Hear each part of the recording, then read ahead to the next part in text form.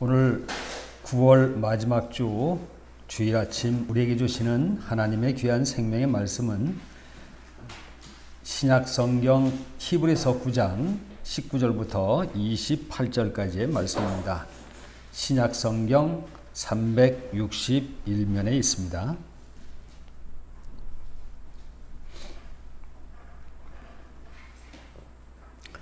신약 성경 361페이지 히브리서 9장 19절부터 28절까지의 말씀을 교독할 때에 살아계신 하나님의 음성을 다 들으실 수 있기를 바랍니다. 모세가 율법대로 모든 계명을 온 백성에게 말한 후에 송아지와 염소의 피 및 물과 붉은 양털과 우슬초를 취하여 그 두루마리와 온 백성에게 뿌리며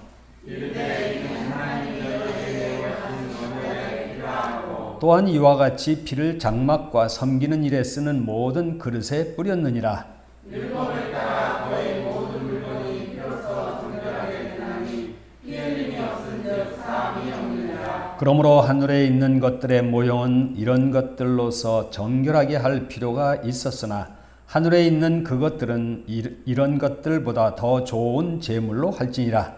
그리스도께서는 참 것의 그림자의 손으로 만든 성소에 들어가지 아니하시고 바로 그 안에 들어가사 이제 우리를 위하여 하나님 앞에 나타나시고 대제사장이 해마다 다른 것의 피로써 성소에 들어간 것 아주 자기를 드리려고 아니하실지니 왜냐하면 그가 세상을 창조한 때로부터 자기의 고난을 받았어야 할 것이로되 이제 자기를 단번에 제물로 드려 죄를 치려고 세상 끝에 나타나셨느니라. 한 번 죽는 것은 사람에게 정해진 것이요 그는 심판이 있으리니 이와 같이 그리스도도 많은 사람의 죄를 담당하시려고 단번에 들이신 바 되셨고 구원에 이르게 하기 위하여 죄와 상관없이 자기를 바라는 자들에게 두 번째 나타나시라. 아멘. 이번 주 목요일 10월 1일이 추석입니다. 우리가 1년을 지내면서 어찌 보면 가장 기다리는 그런 명절이죠. 그런데 올해는 우리가 한 번도 경험해 보지 못한 그러한 명절이 될 것 같습니다. 아니 또 그렇게 되고 있습니다. 인천시청 앞에 현수막이 붙었는데 이런 글귀가 있습니다. 아범아, 코로나 몰고 오지 말고 용돈만 보내라. 코로나 몰고 오지 말고 용돈만 보내라. 코로나 확산 명목으로 어찌 보면 나라에서 이 귀향 면제권을 준 것 같습니다. 가지 않아도 좋다. 사실 미풍양속으로 우리가 이 명절 때 조상을 또 우리 부모님을 찾아뵙지 않는다고 하는 것은 상상할 수도 없는데 이 코로나 때문에 지금 가지 말라고 하는 아주 강력한 그런 권고를 우리가 받고 있습니다. 그래서 이제 우리가 몸은 편해진 것 같은데 마음은 참 불편합니다. 마음은 아주 복잡합니다. 그렇죠? 이 어쩌면 좋을까? 그래서 많은 분들이 용돈만 온라인으로 계좌이체로 아주 쉽게 보내긴 하는 것 같습니다. 사실 이 가만히 보면 이 코로나 때문에 지금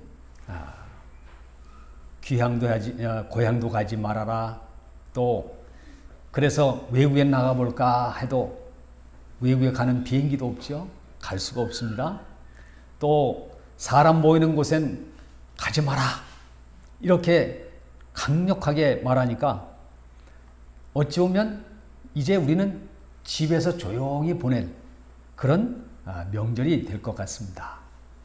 그렇다고 우리가 이 명절을 이렇게 집에서만 집콕하면서 있을 수는 없죠. 우리가 이 명절, 추석 명절이 대체 뭔가 이걸 한번 또 깊이 생각해 볼 필요가 있다는 겁니다. 우리는 말합니다. 더도 말고 덜도 말고 한가위만 같아라. 그죠? 이렇게 좋은 때인데 그냥 우리가 집에서 그 닷새간 엿새간을 그냥 보낼 수 없다. 그러면 우리가 이 몸은 그럴지 몰라도 마음은 그 의미를 생각하면서 추석의 의미, 명절의 의미를 생각하면서 그 의미를 다시 한번 깊이 생각하는 시간은 돼야 된다라는 겁니다. 우리가 이 추석 명절을 생각해 보면 이 의미가 뭘까? 가장 큰 의미는 감사라고 생각합니다. 이 추석의 진정한 것은 감사다. 그래서 우리 옛날 조상님들은 어떻게 추석을 보냈나요? 오곡백발을 이렇게 풍성하게 주신 우리 하늘님께, 하나님을 몰랐기 때문에 하늘님께 감사하고, 그죠? 그리고 조상님들이 도우셨다 해서 조상님들께 차례 지내고, 그리고 조상님들이 누워 계신 성묘에 가서 성묘를 하고, 그리고 가족들이 모여서 서로 정을 나누는, 그게 보통 이 감사의 모습들이었습니다. 그런데 우리 그리스도인은 달라야 됩니다. 그리스도인은 단순히 이 옛날 사람이 전통적으로 내려왔던 그런 풍속이 아니라 이젠 전혀 다른 풍속이 된다. 그것은 뭡니까? 하나님께 예배하는 겁니다. 그 예배라고 하는 것은 감사죠.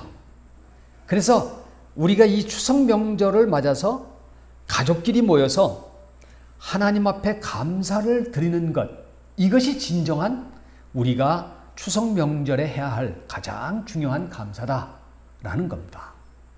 그래서 부모님들을 찾아뵙고 고향에 가기는 어렵지만 우리 가족끼리 모여서 추석날 정말 음식 준비해 놓고 하나님 앞에 예배를 드리면서 이 하나님의 은혜를 진정 감사하는 것, 그리고 부모님께 감사하고 이웃에게 감사하는, 이것이 우리의 명절의 모습이 되어야 된다는 겁니다. 그렇다면 이제 우리가 예배하고 감사하고 한다는 것, 이것이 과연 왜 그런가? 그 근본 이유를 알아야 된다는 겁니다.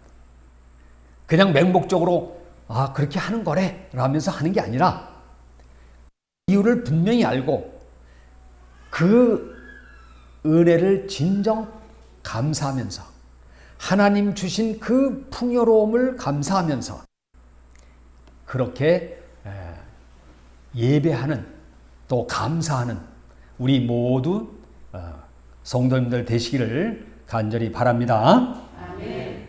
그렇다면 그 감사의 근본이 뭘까요? 뭘 감사해야 되느냐? 뭘 감사해야 되느냐는 겁니다. 하나님께서는 말씀하셨습니다. 하나님이 세상을 이처럼 사랑하사 독생자를 주셨으니 이는 그를 믿는 자마다 멸망하지 않고 영생을 얻게 하려 하심이라. 요한복음 3장 16절 말씀이에요. 여기에 그 감사 내용이 들어있습니다. 먼저 하나님이 우리를 사랑하셨다는 겁니다. 우리는 어떤 존재입니까? 죄인입니다. 죽어야 합니다. 멸망당해야 합니다. 그런데 우리 하나님이 나를 사랑했다는 거예요. 그리고 그 사랑으로 내 대신 예수님이 그 죄값을 치르도록 이 땅에 보내주셨다는, 이 땅에 오셨다는 겁니다.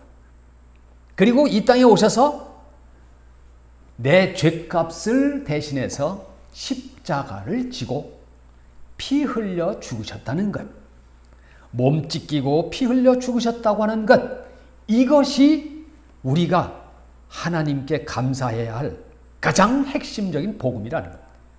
그래서 이 요한복음 3장 16절은 우리가 이 성경의 복음 중에 복음이다 라고 말을 하는 겁니다. 자, 그래서 이 예수님이 이 땅에 오셔서 우리를 위해서 한 일, 그게 바로 십자가입니다. 그게 바로 피 흘림인 줄 믿습니다. 아멘. 그래서 오늘 본문 말씀에 22절에 그렇게 말씀하는 거예요. 피 흘림이 없은즉 사함이 없느니라. 우리 한번 다 같이 해볼까요? 피 흘림이 없은즉 사함이 없느니라. 아멘. 피 흘림이 없은즉 사함, 죄를 용서받는 일이 없다. 꼭 피 흘림만이 죄를 용서할 수 있다. 이렇게 말씀하는 거죠. 이거 그러니까 피 흘림이라고 하는 것과 죄라고 하는 것은 불가분의 관계가 있다는 겁니다. 그럼 여기서 피 흘림이라고 하는 것은, 이 피라고 하는 것은 생명입니다. 그리고 피 흘림이라고 하는 것은 죽음입니다. 그렇죠? 레위기 17장 11절 말씀에 보면, 레위기 17장 11절에는 이렇게 말씀을 합니다. 생명이 피에 있으므로 피가 죄를 속하느니라. 생명이 피에 있으므로. 그죠? 여러분, 피를 본다고 하는 것은 생명을 보는 겁니다. 그래서 이 피가 생명인데 이 피가 죄를 용서해 준다. 이렇게 말씀을 하는 거죠. 그런데 왜 이 죄 문제를 가지고 나옵니까? 죄의 삭은 사망이기 때문에. 그리고 우리 모든 인간은 다 죄인이기 때문에 여기서 자유로울 사람이 아무도 없다는 거예요. 그래서 우리가 죄 사함을 받아야만 생명을 얻을 수 있고, 그리고 자유를 얻을 수 있고 축복을 받을 수가 있는데, 그것은 피 흘림으로만 가능하다. 그래서 우리는 이것을 진정 하나님께 감사드리는 이유가 되는 겁니다. 그러면 이 피 흘림이 언제부터 시작됐냐는 겁니다. 그게 바로 에덴 동산에서부터 시작됐다는 거예요. 에덴 동산은 우리가 아는 대로 하나님이 최초로 만드신 인간을 위한 동산이에요. 엿새 동안 천지 만물을 다 창조하시고 인간을 만드시고는 그 인간이 마음껏 누리며 살아갈 수 있는 그 동산을 만드셨는데, 그게 바로 에덴 동산이죠. 그래서 그 에덴 동산은 범죄하기 이전까지는 죽음이나 슬픔이나 고통이나 어려움, 환난, 불안, 초조 이런 게 절대 없었습니다. 하나도 없었어요. 그대로 그냥 파라다이스, 그대로 천국이었습니다. 그런데 이것이 아담과 하와가 범죄함으로 이 모든 축복이 다 사라지고 저주가 왔어요. 그 저주 가운데 하나가 죄로 사망이고 그것으로 인한 저주입니다. 그래서 하나님께서 하신 최초의 피 흘림이 뭡니까? 그 피 흘림의 모형이 바로 창세기 3장 21절 말씀에 보면 하나님께서 짐승을 잡아서 그 짐승의 가죽으로 옷을 해 입혔다. 그런 말씀이 있어요. 우리 한번 찾아볼까요? 창세기 3장 21절.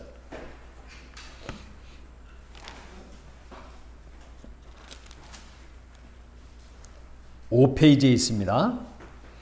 구약성경 5페이지 창세기 3장 21절.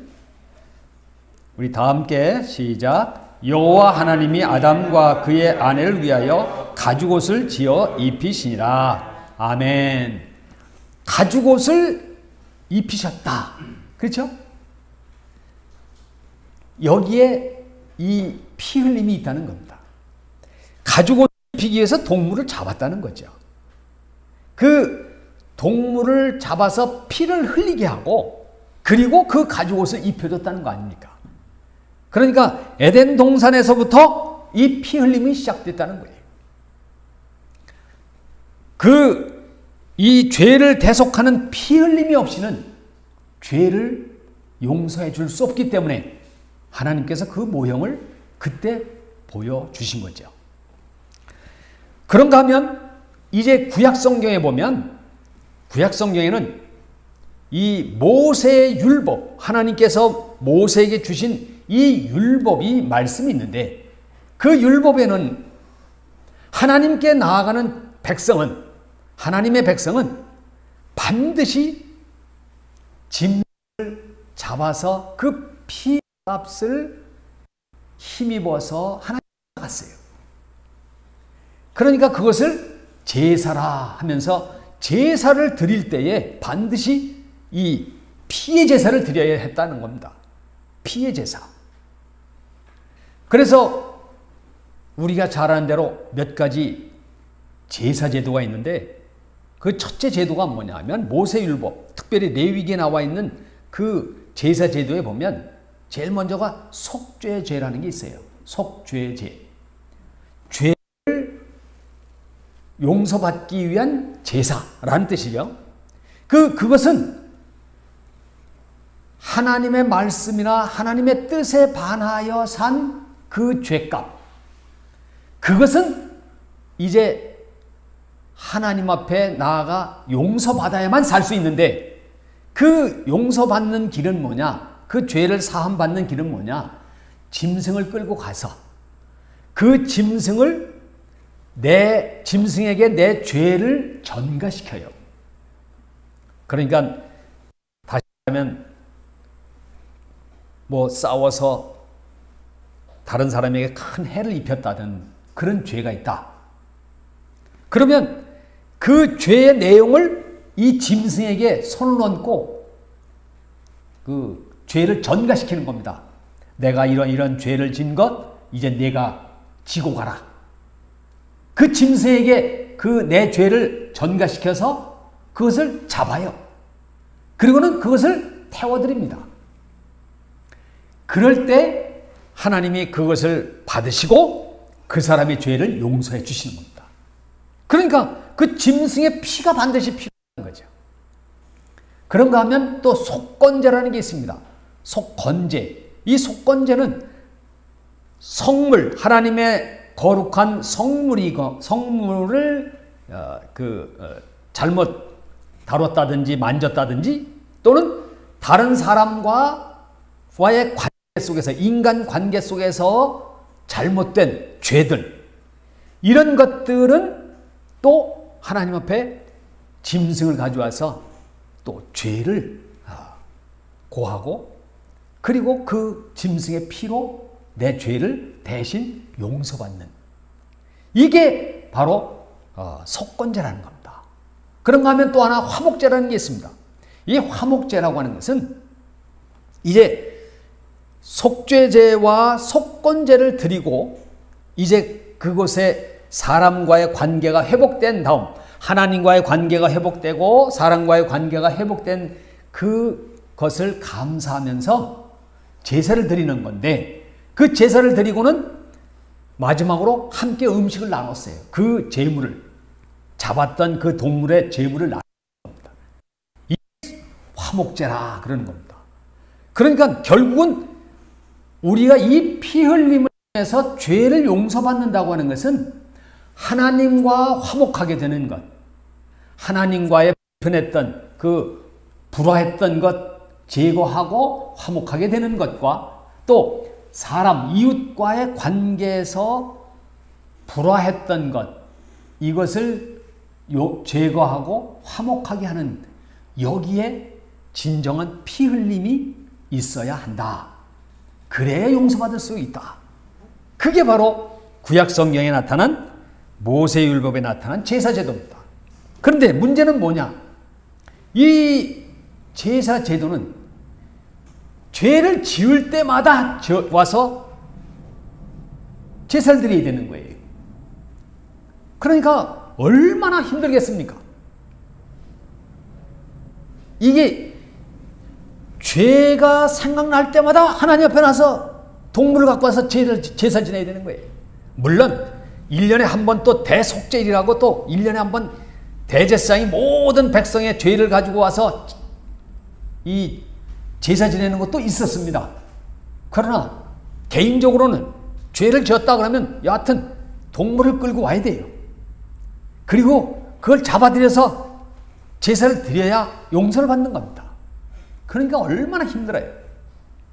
그래서 이것은 오늘 본문에 자주라는 말이 나오는데, 자주 26절 말씀에 보면 그런 말씀이 있어요. 히브리서 9장 26절, 그리하면 그가 세상을 창조할 때부터 자주 고난을 받았어야 할 것이로되. 예. 또 25절에는 보면 대제사장이 해마다 다른 것의 피로써 성소에 들어간 것 같이 자주 자기를 드리려고 아니하실지니, 자주 계속 해야 된다 이 말이죠. 계속. 이런 어려움이 있었고요. 또 이것은 불완전했습니다. 이렇게 횟수도 여러 번 이 죄를 지을 때마다 계속 해야 하지만 하는 것도 있지만, 또 그런다고 해서 완전히 이것이 완전한 것이 아니라는 거예요. 불완전하다는 겁니다.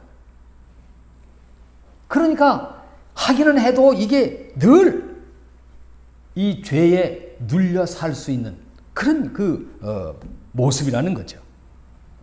그래서 이제 하나님께서는 그걸 너무 잘하셨어요. 하나님께서는 이것 가지고는 안 된다. 동물의 피로서는 안 된다. 왜 그럴까요? 자, 사람이 범죄를 했는데 동물 가지고 되느냐 말이에요. 이것은 모형, 그림자일 뿐이지 진짜 원형은 아니라는 겁니다. 그러면 죄를 용서받는 원형은 뭐냐? 사람이 죄를 졌기 때문에 죄가 없는 사람이 대신 죽어야만 완전한 용서가 된다는 거예요. 그래서 하나님께서 보내주신 분이 예수 그리스도인 줄 믿습니다. 그래서 예수님이 오신 거예요. 생각해 보세요. 하늘 보좌에 앉으셨던 분이 왜 낮고 천한 이 땅에 내려오셨겠습니까? 왜 오셔야만 했습니까? 왜 하나님이 이 땅에 오셔야 했습니까?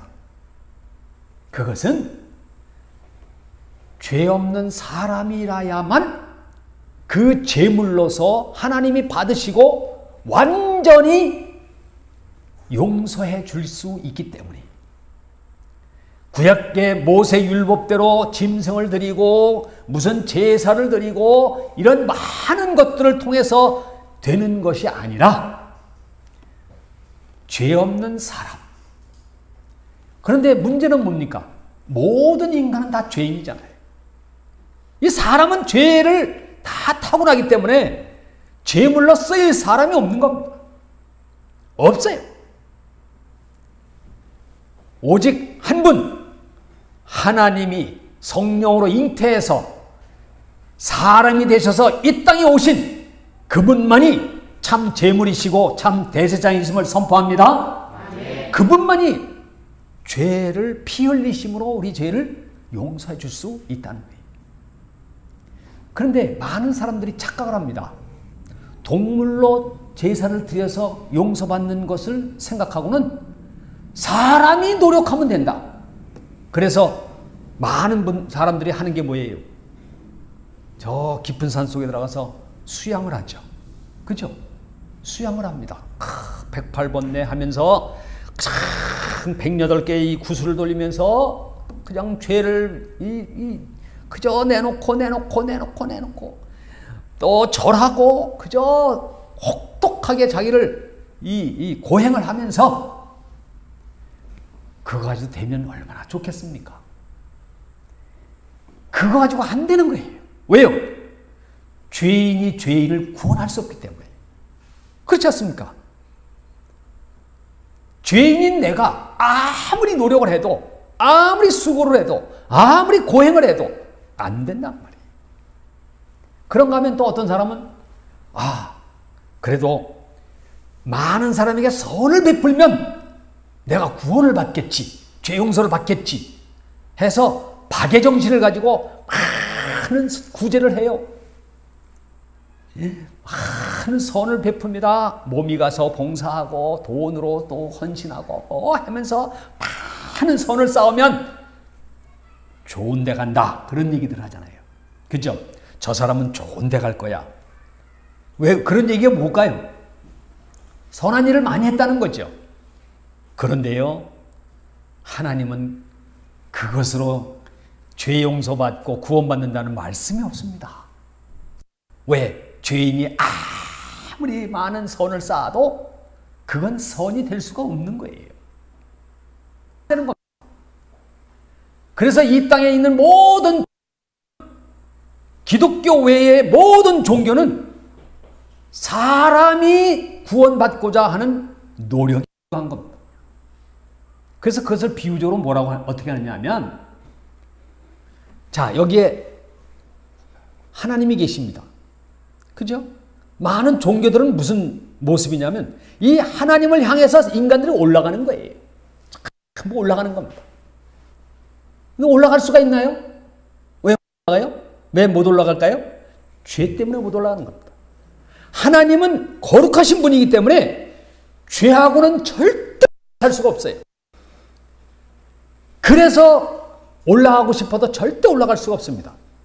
이사야서에서는 말씀합니다. 너희와 나 사이에는 가로막혀 있다. 뭘로? 죄로. 그래서 안 된다는 거예요. 인간이 아무리 노력하고 수고하고 구제하고 봉사하고 헌신하고 아무리 해도 하나님께는 올라갈 수가 없다. 다시 말하면 구원받을 수 없다는 거죠. 구원받을 수가 없다는 거예요. 방법이 단 하나예요. 우리 기독교는 뭡니까? 그 하나님이 사람이 되어서 이 땅에 오신 겁니다. 아멘. 할렐루야. 아멘. 그랬기 때문에 그분이 피 흘려 주심으로 우리가 구원받는다. 아멘. 이 말씀이에요. 여러분, 이걸 우리가 분명하게 알아야 됩니다. 왜 그런가요? 세상 사람들은요, 우리 기독교에 대해서 이미지가 나쁘기 때문에 그런지는 몰라도 이상한 얘기를 많이 해요. 여러분, 우리는 구원받은 사람이지만, 그리스도인이지만, 아직도 죄인입니다. 그래서 영어로는 난 yet이라는 말을 써요. 구원받았지만 죄인이다. 구원받은 죄인이에요, 우리는. 그래서 그리스도인이라고 해서 이 세상에 죄를 안 짓나요? 아니요, 져요. 그러나 우리는 그 완전한 피 흘림 때문에 구원을 받았다고 하는 그 믿음이 있기 때문에 우리는 이 하나님이 주신 생명을 받아 누릴 수 있는 줄 믿습니다. 다른 거예요. 그게 다른 거예요. 그래서 많은 욕도를 하는 중에 성경을 막 말하고 막 그러잖아요. 여러분, 거기에 귀 기를 거 하나도 없습니다. 많은 말을 많이 해도 우리가 딱 하나만 생각하면 돼요. 모든 사람이 죄인이기 때문에 사람의 어떠한 것으로도 우리는 구원받을 수 없다. 오직 하나님, 죄가 없으신 하나님의 아들 되신 예수님이 이 땅에 오셔서 흘리신 그 피값으로만이 우리는 구원받을 수 있다. 이것만이 참 진리요 능력인 줄로 믿습니다. 아멘. 이것만 딱 가지고, 이게 우리가 가져야 할 말씀이고 은혜고 감사입니다. 그래서 이걸 딱 가지고 있는 거죠. 그래서 여기에는요, 이 예수님께서 십자가에서 흘리신 보혈에는 능력이 있다는 겁니다. 죽은 죄인을 살린 능력, 이게 있기 때문에 이것을 세분화해서 조금 생각해 보면 제일 먼저 우리가 생각해야 될 것이 뭐냐? 그 능력은 바로 의롭다 하십니다. 우리를 의롭다 해준다. 그래서 하나님 자녀로 삼아준다는 겁니다.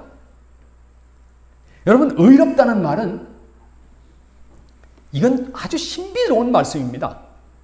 이 의롭다는 말은요, 하나님이 보실 때 한 번도 죄를 짓지 않은 것처럼 보신다는 거예요. 왜 그럴까요? 예수님의 십자가 보혈이 덮었기 때문인 줄 믿습니다. 아멘. 여러분, 예수님이 십자가에서 흘리신 그 보혈이 우리를 딱 덮으면 하나님 앞에 우리는 전혀 부끄러움 없이 당당하게 설 수 있는 선포합니다. 아멘. 이게 바로 의롭다는 말이에요. 그래서 우리가 예를 들면 옛날에 밥상을 차려놓고, 지금도 식탁에는 마찬가지죠. 식탁보를 딱 덮어놓잖아요. 지금은 파리가 없지만 옛날에는 파리가 오죽 많았습니까? 예? 그러니까 밥 덮어놓잖아요, 이렇게요. 그러면 그 안에 지금 밥이 어디에 있는지, 김치가 어디 있는지, 음식이 어디 있는지 안 보이잖아요. 그거와 똑같다는 거예요. 우리가 밥상에 마치 죄라고 하는 것이 가득 들어있지만 예수님의 십자가 보혈이 딱 덮어있기 때문에 하나님이 딱 보실 때는 그 죄가 하나도 없는 것처럼, 일평생 나서부터 우리가 하나님 앞에 설 때까지 아무 죄가 없는 것처럼 그렇게 우리를 봐주시는 줄 믿습니다. 의롭다 함이에요. 의롭다는 말이 아니고 의롭다고 여겨주신다는 말. 이건 놀라운 은총입니다. 우리는 죄인이지만 예수님을 믿는 순간 우리를 십자가 보혈로 덮어주셨기 때문에 하나님 앞에 우리는 의로운 자로 당당하게 설 수 있는 것. 이게 놀라운 특권인 줄 믿습니다. 이 특권을 누려야 할 줄 믿습니다. 그런데 이거 그냥 주어진 게 아니죠. 그 대가는 뭡니까? 바로 십자가입니다. 그렇죠? 그 십자가는 처절한 죽음이에요. 이 세상에서 처형당해서 가장 고통스럽게 죽음을 맞는 것, 그게 바로 십자가. 여러분 어찌 보면 단칼에 목에 탁 잘리는 건 쉬운 거일 수도 있어요. 죽는 거. 그렇지 않겠어요? 그런데요, 장장 이 피를 다 쏟고 물을 다 쏟고 그리고 죽어야 하는 이 십자가 고통, 이건 우리 인간이 사형제도 중에서 가장 참혹한 거예요. 그걸 예수님이 당하셨다는 겁니다. 그러니까 그 대가는 뭡니까? 우리를 의롭다고 해주시는 그 대가는 바로 예수님의 십자가에서 죽으신 그 하나님의 죽으심이나 마찬가지예요. 그걸 대가로 지불하고 우리에게 주셨다는 거 아닙니까? 그래서 예수님의 피 흘림이 없이는 우리는 용서받을 수가 없다는 겁니다. 유명한 CCC 2대 총재 조시 맥도웰이라고 하는 유명한 분입니다. 그분이 예수는 누구신가? 라는 책을 썼는데 거기에 이런 내용이 나옵니다. 미국의 캘리포니아에 이런 일이 벌어졌어요. 어느 젊은 여성이 차를 과속을 하다가 단속에 걸린 겁니다. 그래서 법정에 딱 섰어요.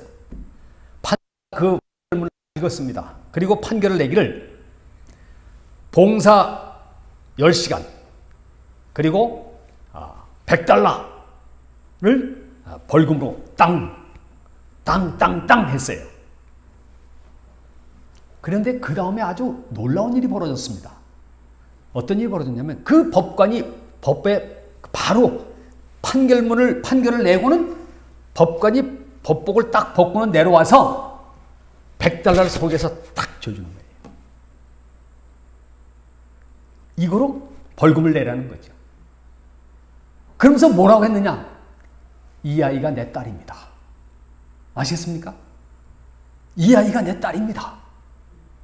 아무리 딸이고 아무리 사랑하는 자식이지만 그가 죄를 졌기 때문에 그 죄는 반드시 받아야 하고 대신 그 죄값은 아버지가 치러주는 그 놀라운 모습을 보고 이분이 말한 거예요. 이것이 바로 하나님이 우리를 구원하시는 방법이다.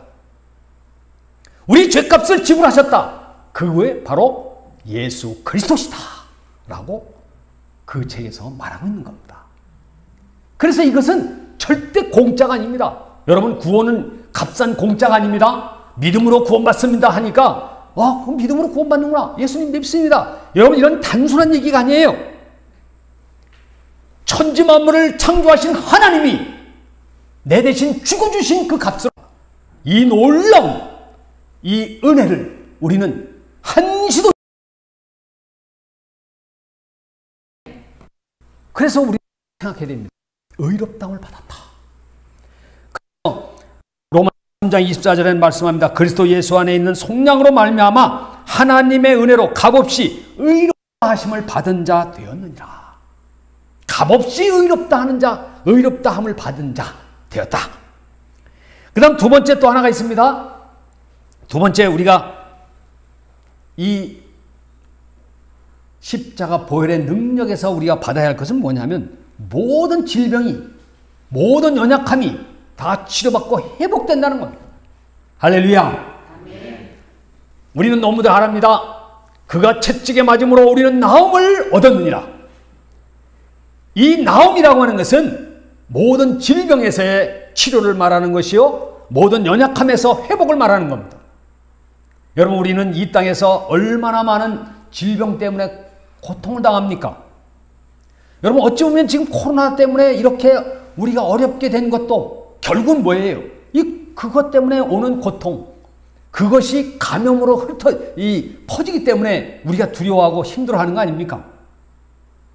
우리 하나님께, 이 하나님이 우리에게 주신 이 십자가 보혈에는 그 질병을 치료하는 능력이 있음을 선포합니다. 그래서 예수님이 채찍에 맞으실 때 등에서 흘리셨던 그 보혈을 바르고 선포하기만 하면 그 믿음대로 그 질병은 낫는 줄 믿습니다. 문제는 내 믿음이란 거예요. 이 믿음을 가져야 된다는 거예요.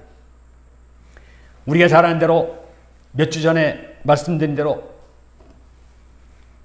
마가복음 11장에 있는 말, 믿음대로 되리라. 그죠? 누구든지 저 산더러 들려 바다에 던져지라 하고 그 말하는 것을 의심 없이 믿기만 하면 그대로 되리라. 누구든지 기도하고 그것을 받은 줄로 믿으면 그대로 되리라. 할렐루야. 여러분, 이 믿음이 우리에게 있음을 선포합니다. 여러분, 질병을 우리는 두려워할 게 아니에요. 그 질병은 원인이 있습니다. 사단이 주는 거예요.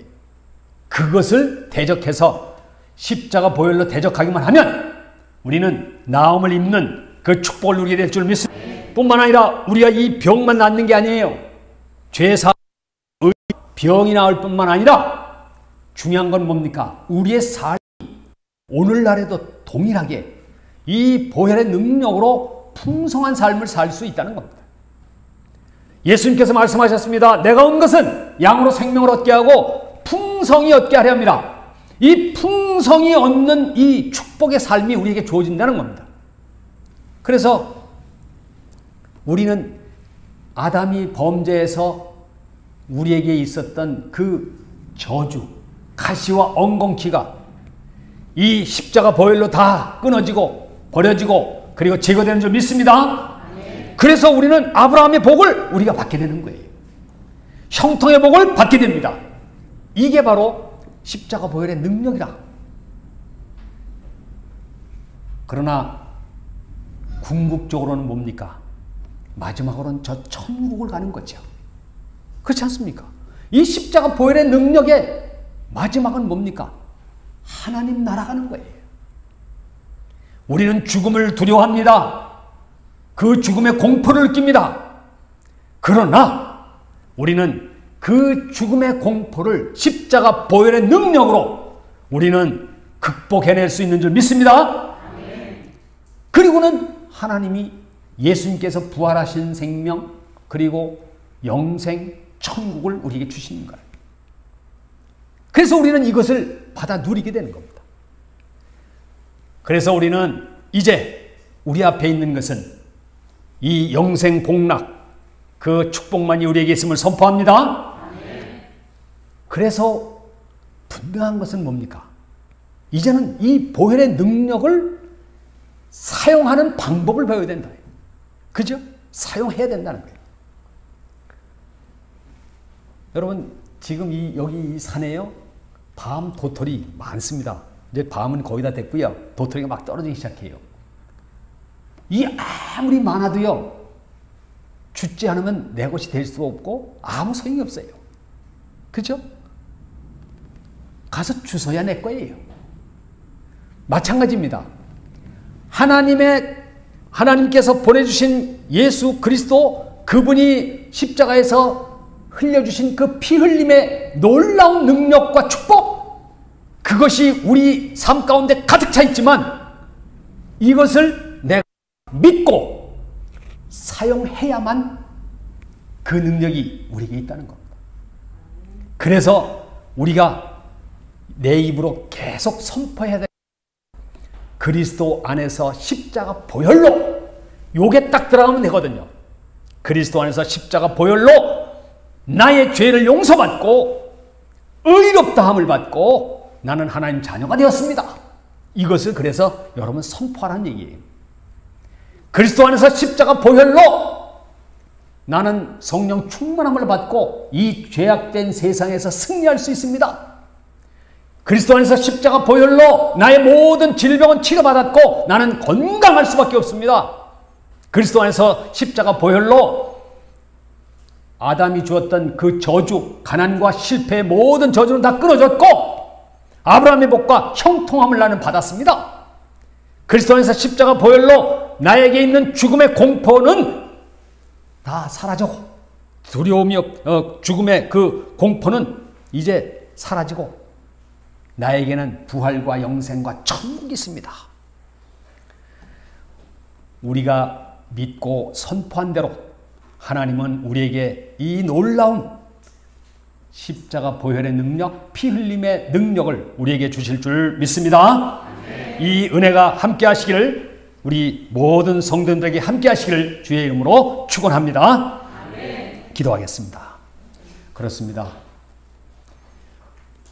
우리가 추석을 맞이해서 코로나 상황 속에서 여러 가지 답답함을 느끼고 있지만 우리는 다시 추석의 의미, 감사를 기억하면서 하나님 감사하는 저희들이 되게 해주신 것을 감사합니다. 아버지 하나님, 피 흘림이 없은 즉 사함이 없다고 하신 이 말씀처럼 주님 예수 그리스도의 십자가 보혈 안에 있는 그 능력을 우리가 다 받아 누릴 수 있게 하여 주시옵소서. 우리에게 그 믿음을 주시사 이제 그 믿음대로 우리가 이 땅 가운데에서 승리자가 되고 천국에서 영생복을 누리는 저희들이 될 수 있도록 축복하여 주시옵소서. 병든 자들에게 십자가 보혈의 능력으로 치유의 역사가 일어나게 하시며 재정의 그 어려움을 당하고 있는 그들에게 우리 주님의 그 면류관으로 쓰시고 흘리신 그 보혈로 그 모든 문제들이 해결될 수 있도록 축복하여 주시옵소서. 오늘도 주님께서 주신 이 은혜를 감사하며 예수님의 이름으로 기도하옵나이다. 아멘.